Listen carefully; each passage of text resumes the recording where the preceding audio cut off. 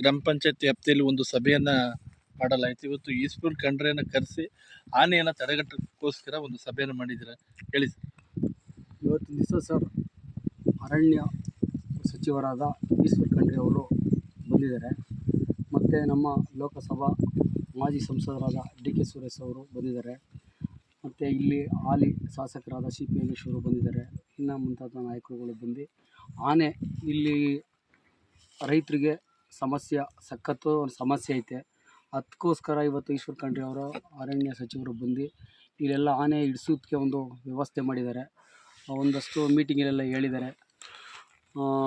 ಆನೆಗೆ ಇಲ್ಲಿ ಒಂದು ಶಿಬಿರವನ್ನು ಏರ್ಪಡಿಸ್ತಾ ಇದ್ದೀವಿ. ಶಿಬಿರ ಮಾಡಬೇಕು. ಆನೆ ಎಲ್ಲ ಕಾಡಾನೆಗಳು ಜಾಸ್ತಿ ಆಗೈತೆ, ಬೆಳೆ ನಾಶ ಮಾಡ್ತೈತೆ ಅನ್ನೋದಕ್ಕೋಸ್ಕರ ರೈತರಿಗೆ ಒಂದು ಬ್ಯಾರಿಕೇಡು ಎಲ್ಲ ಇಡಬೇಕು ಅಂತ ಎಲ್ಲ ಇದು ಮಾಡಿದ್ದಾರೆ. ಅದರಿಂದ ಇವತ್ತು ಒಂದು ದಿವಸ ಈಶ್ವರ್ ಖಂಡ್ರೆ ಅವರು ಬಂದು ಮಾತು ಕೊಟ್ಟಿದ್ದಾರೆ. ಬಿವಳ್ಳಿ ಗ್ರಾಮ ಪಂಚಾಯತಿ ವ್ಯಾಪ್ತಿಯಲ್ಲಿ ಬಂದು ಎಲ್ಲ ರೈತರಿಗೆ ಇಲ್ಲೇ ಜಾಸ್ತಿ ಸಮಸ್ಯೆ ಇರೋದು ಆನೆದು.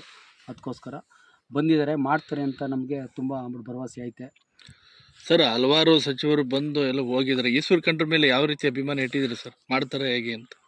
ಸರ್, ಇವತ್ತು ಒಂದು ದಿವಸ ಅಂತ ಹೇಳಿದ್ರೆ ನಮಗೆ ಕಾಂಗ್ರೆಸ್ ಸರ್ಕಾರ ಇರೋದ್ರಿಂದ ಈಶ್ವರ್ ಖಂಡ್ರೆ ಅವ್ರಿಗೆ ಡಿ ಕೆ ಸುರೇಶ್ ಅವರ ನೇತೃತ್ವದಲ್ಲಿ ನಮಗೆ ಹೆಚ್ಚಿನ ಶಕ್ತಿ ಅವರು ಮೇಲ್ಪಟ್ಟು ನಾವು ಈಶ್ವರ್ ಖಂಡ್ರೆ ಅವರು ಮಾಡ್ತಾರೆ ಅಂದ್ಕೊಂಡಿದ್ದೀವಿ. ಮತ್ತು ಇವತ್ತು ಕಾಂಗ್ರೆಸ್ ಸರ್ಕಾರ ಬಂದೈತೆ, ಜನಗಳಿಗೆ ಉಪಯೋಗ ಮಾಡಬೇಕು ಅಂದ್ಕೊಂಡು ಇದ್ದಾರೆ. ಉಪಯೋಗ ಮಾಡ್ತಾರೆ ಸರ್. ಕಾಂಗ್ರೆಸ್ ಸರ್ಕಾರದಿಂದ ಸಿ ಪಿ ಯೋಗೇಶ್ವರ ಅವ್ರೂ ಕೆಲಸ ಮಾಡ್ತಾರೆ ಅಂದ್ಕೊಂಡು ಸರ್. ತಮ್ಮ ಹೆಸರು?